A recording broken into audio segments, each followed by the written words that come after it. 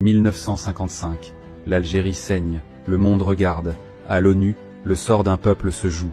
Et là où l'on espérait un soutien, la Turquie tourne le dos. En 1955, la guerre d'Algérie fait rage. L'Inde, la Yougoslavie et les pays non alignés portent le dossier algérien devant l'ONU. Le but, dénoncer le colonialisme français et reconnaître le droit du peuple algérien à disposer de lui-même. Mais à chaque tentative, la France manœuvre et bloque le débat. Elle exige que l'affaire reste interne.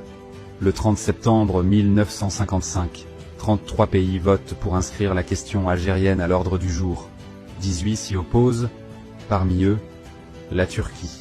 À sa tête, Adnan Menderes, Premier ministre, porte-drapeau de l'islamisme politique turc, encore vénéré aujourd'hui par certains milieux islamistes. Mais, pendant que l'armée française massacre les enfants de Constantine et d'Alger, Menderes soutient la France.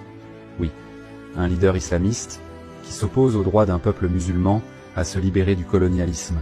Pour lui, le fauteuil à l'OTAN valait plus que les cris du peuple algérien.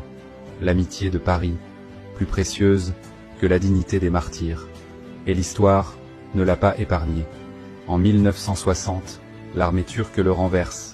En 1961, il est jugé, puis pendu. Celui qui a trahi les siens pour plaire à l'Occident a fini abandonné par tous. L'histoire le vomit, et l'Algérie ne l'oubliera jamais.